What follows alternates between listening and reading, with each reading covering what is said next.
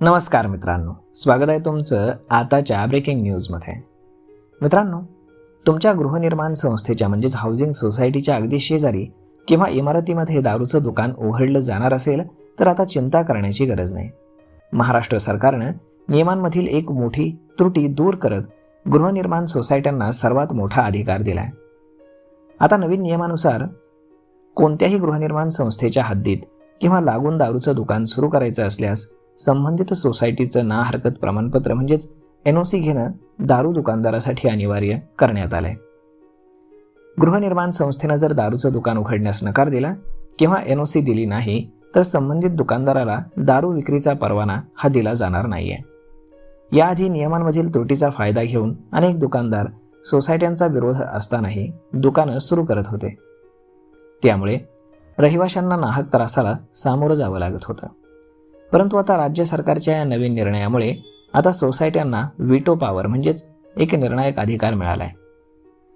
तर मित्रांनो, गृह विभागाच्या नवीन नियमानुसार जर आता एखाद्या दारू विक्रेत्याला आपलं दुकान निवासी इमारतीमध्ये सुरू करायचं असेल तर त्याला तेथील गृहनिर्माण संस्थेचं ना हरकत प्रमाणपत्र घेणं आता बंधनकारक आहे. मुंबई, ठाणे आणि पुण्यासारख्या मोठ्या शहरांमध्ये इमारतींच्या तळमजल्यावरती दारूची दुकानं उघडल्यामुळे रहिवाशांना अनेक अडचणींना सामोरं जावं लागत होतं. सुरक्षेचा प्रश्न, होणारी गर्दी, बेकायदेशीर पार्किंग आणि शांततेचा भंग यामुळे रहिवासी आणि दारू विक्रेत्यांमध्ये नेहमीच वाद होत असत. याआधी नियमांमधील त्रुटींचा फायदा घेऊन दुकानदार मंजुरी मिळवत होते. एकदा दुकान सुरू झालं की रहिवाशांकडे विरोध करण्यासाठी कुठलाही कायदेशीर मार्ग नव्हता. परंतु आता सरकारच्या या नवीन निर्णयामुळे सोसायट्यांना मोठा अधिकार मिळालाय.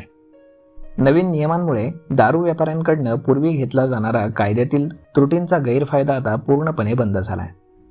2026 सुधारणा नियमांनुसार महाराष्ट्र सरकारनं बॉम्बे विदेशी दारू नियम 1953 आणि महाराष्ट्र देशी दारू नियम 1973 या दोन्ही जुन्या कायद्यांमध्ये महत्त्वाचे बदल केलेत. त्यानुसार आता FL2 म्हणजेच विदेशी दारूची किरकोळ विक्री आणि CL3 म्हणजेच देशी दारूची विक्री या दोन्ही परवान्यांसाठी गृहनिर्माण सोसायटीचं ना हरकत प्रमाणपत्र घेणं आता थेट आणि स्पष्टपणे बंधनकारक करण्यात आलंय. मुंबईमध्ये अनेकदा इमारतींचे वरचे मजले बांधून पूर्ण होईपर्यंत बिल्डर खालचे मजले किंवा दुकानं वापरण्यासाठी आधीच ताब्यात देतात.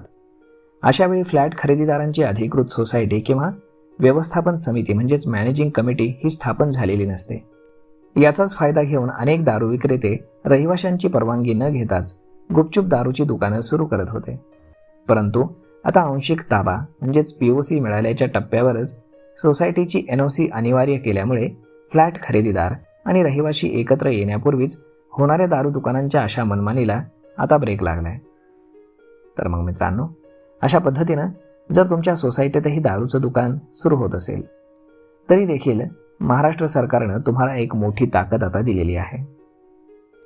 तर मग मित्रांनो, यावरती आपलं मत काय हे तुम्ही आम्हाला कमेंट करून नक्कीच सांगा. आणि जर हा व्हिडिओ तुम्हाला आवडला असेल तर आपल्या जवळच्या मित्रमंडळींसोबत देखील हा व्हिडिओ तुम्ही शेअर करायला विसरू नका. धन्यवाद.